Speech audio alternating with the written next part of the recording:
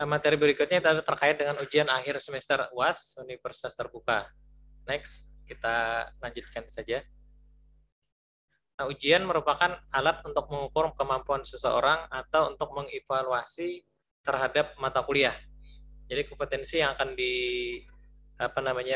sejauh mana mahasiswa sudah menguasai, mengetahui kompetensi yang diharapkan yang harus dikuasai oleh mahasiswa terhadap mata kuliah tersebut, yaitu dilakukan melalui ujian.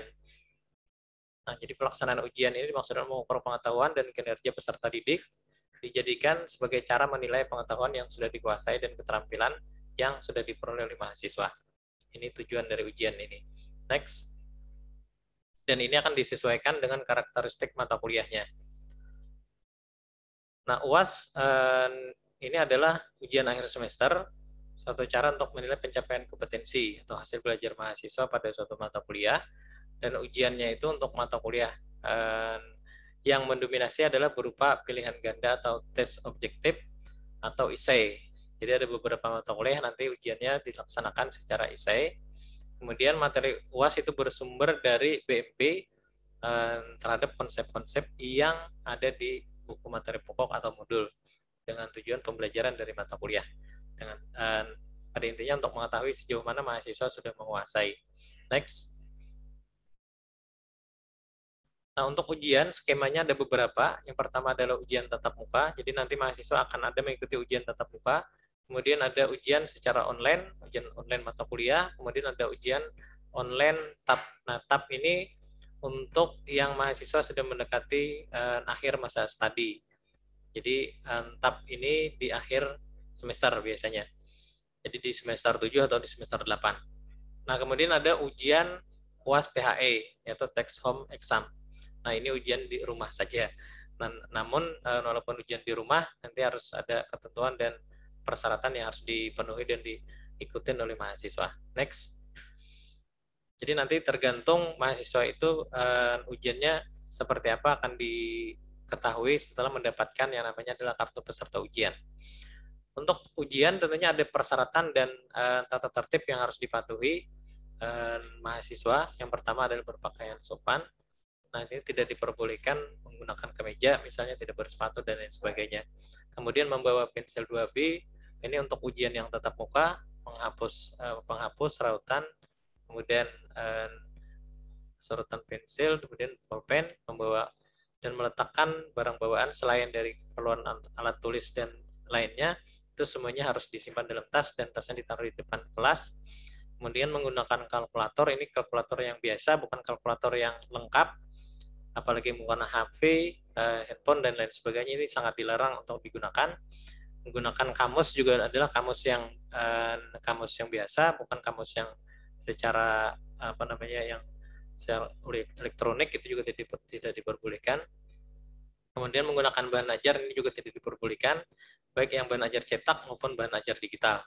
Jadi ujian harus betul-betul dilaksanakan secara jujur dan harus mengikuti aturan akademiknya. Next, ini sama saja. Sebentar, ini untuk kembali ke atas. Nah, ini untuk ujian. Jadi nanti untuk ujian itu dilaksanakan dalam satu hari, itu ada lima waktu atau 5 sisi untuk ujian tatap muka. Dan untuk barang bawaan itu harus yang selain alat keperluan untuk ujian itu diletakkan di dalam tas yang ditaruh di depan untuk ujian tatap muka. Dan yang penting itu adalah pengisi identitas mahasiswa, terutama di lembar jawaban ujian di LGU untuk yang ujian objektif. Untuk yang BGU itu adalah untuk ujian yang essay dan naskah ujian yang benar. Jadi harus diperhatikan ketika menerima naskah ujian, itu harus dipastikan adalah naskah ujian yang sesuai dengan ujian mata kuliah yang akan kita ujikan pada hari itu dan jam itu. Karena masing-masing naskah ujian itu sudah ada identitas mahasiswa masing-masing.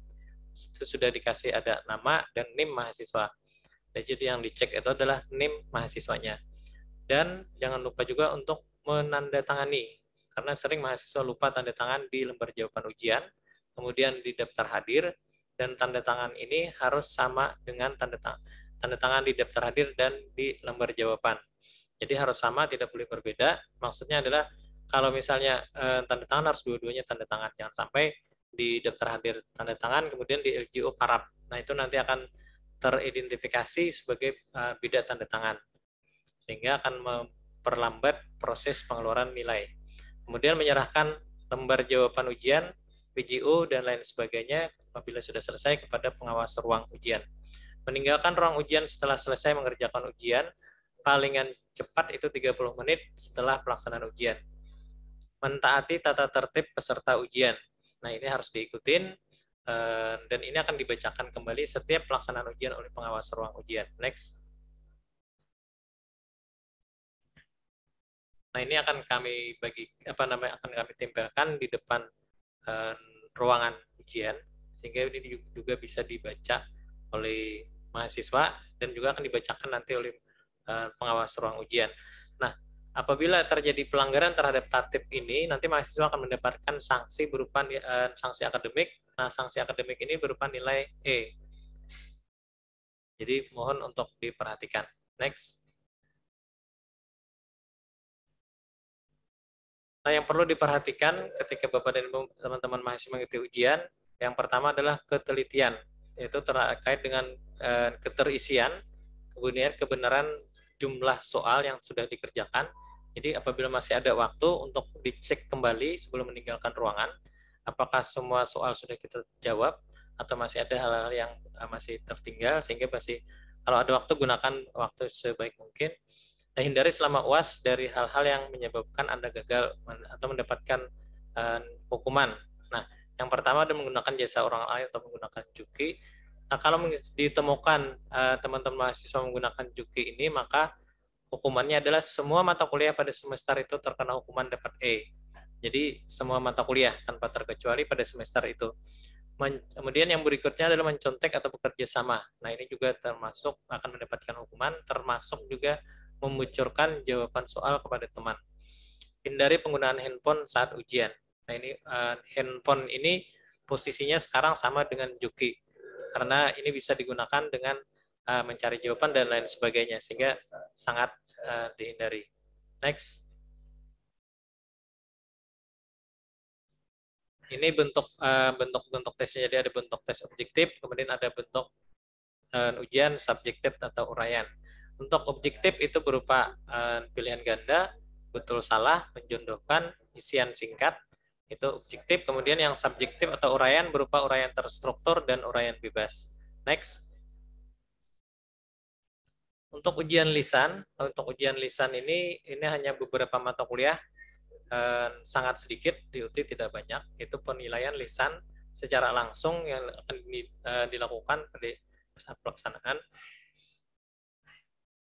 Ada penguji dan ada mahasiswa. Jadi langsung berdasarkan hasil wawancara nanti akan diberikan penilaian oleh wawancara. Next.